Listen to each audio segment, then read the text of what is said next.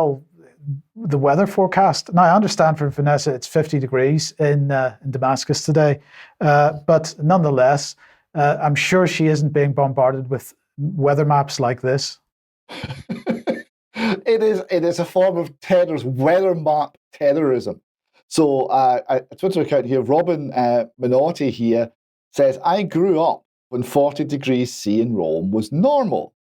Now it's only 33 degrees. No need for the psychedelic coloured psyops. And he is quite right. We're getting this everywhere. Everything is these psychedelic scary colours to try and convince us that a beautiful summer's day is in fact the end of the world. Right. So I have a little bit of video here, and this is Julia Hartley-Brewer talking about this topic this morning. And I just want to focus on one thing she says. So just have a quick listen to this.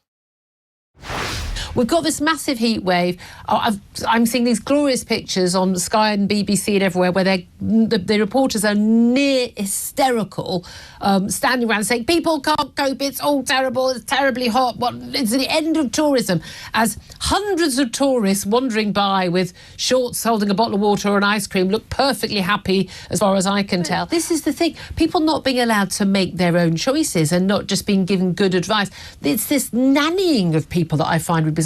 I've walked in, in Kings Valley. I've been to Ayers Rock.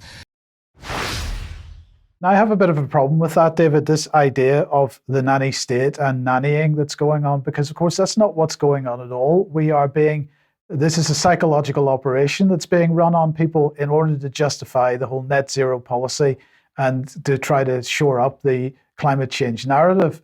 And by dismissing it as being just the nanny state, that immediately dismisses the idea that there's actually a policy agenda at work that people need to be aware of.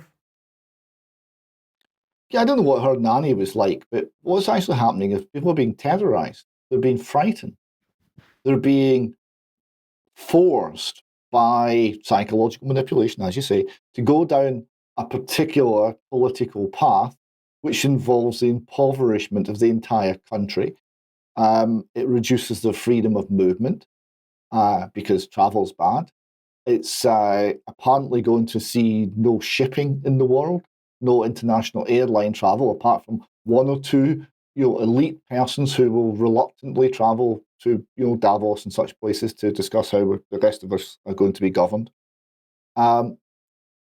This is all about an attack on humanity.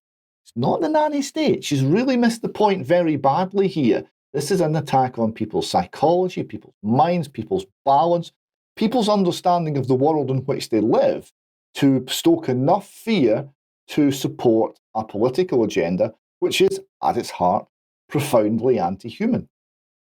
Indeed.